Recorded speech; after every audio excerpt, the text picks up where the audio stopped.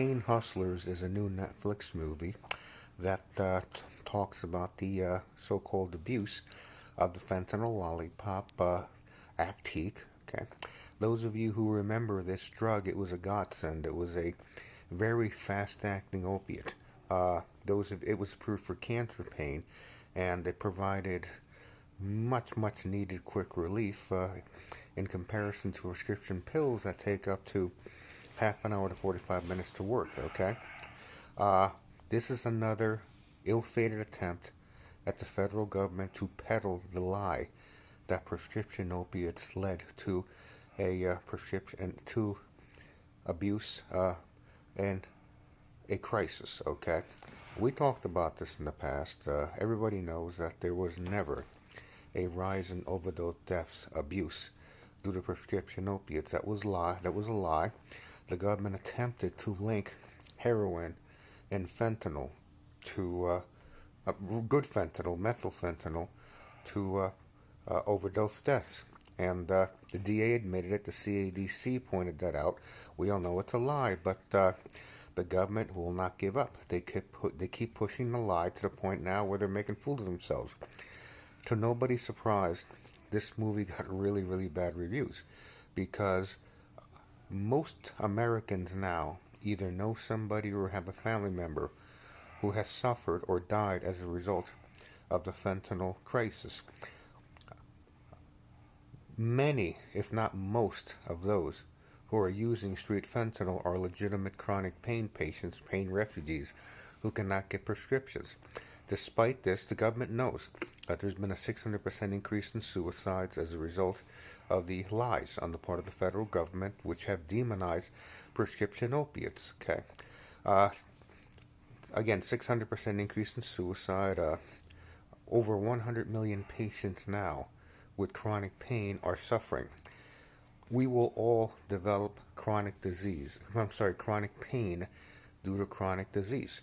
We will all develop chronic disease, whether it be lupus, rheumatoid arthritis, diabetes, diabetic neuropathy, multiple sclerosis, Parkinson's. The list goes on and on.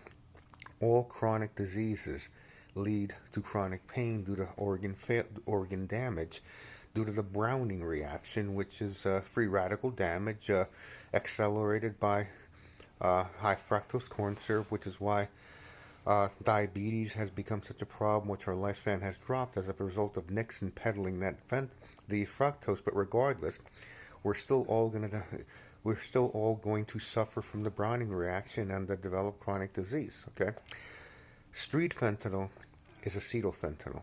It is not real fentanyl. Methylfentanyl is real fentanyl.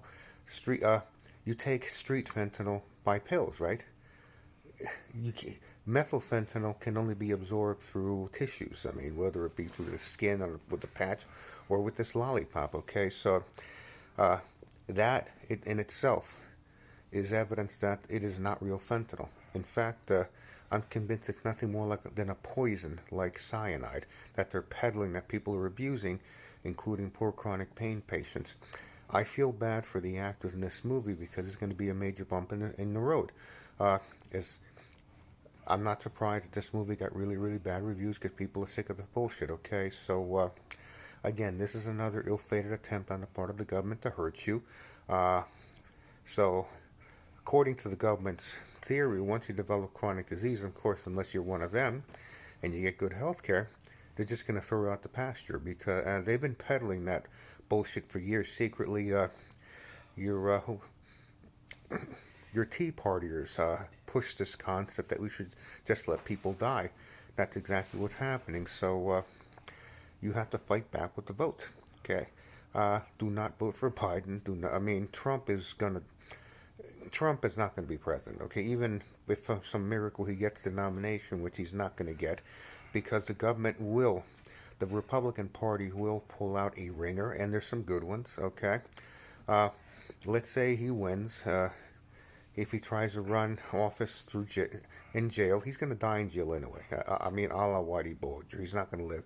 Trust me, I know in jail they have a whole different set of rules, so he's not going to survive anyway. But the point is that the point I'm getting at is that this is part of that war on drugs that was started by Nixon, which was nothing more than a means of going after black people and black communities. That's a story within itself, okay? But uh, ba- drugs were not public enemy number one. That was a fabricated lie, again, in order to go after black communities. So the only, again, remember, this doesn't just affect those of you that are sick, because people by nature don't give a shit unless it affects them, okay? It is going to affect you, you idiot. You're going to get sick one day, okay? And you drug, and so the government is prioritizing the 3 million that are suffering from substance abuse, opiate abuse, and shunning the over 100 million that are suffering from chronic pain. Those of you that are that are drug addicts, that are suffering from substance abuse problem, the 5% or less, yes, I feel bad for you, okay? And drugs control you. You do irrational things. You knew that. You know that. You don't care about the people dying. You just want your drugs. But I want you to dig deep into your conscience and ask yourselves, is it worth it? Is it worth it? I mean, is it right for me to give myself a high, a dopamine rush with opiates that I get more of as opposed to the general public, and let other people suffer and die?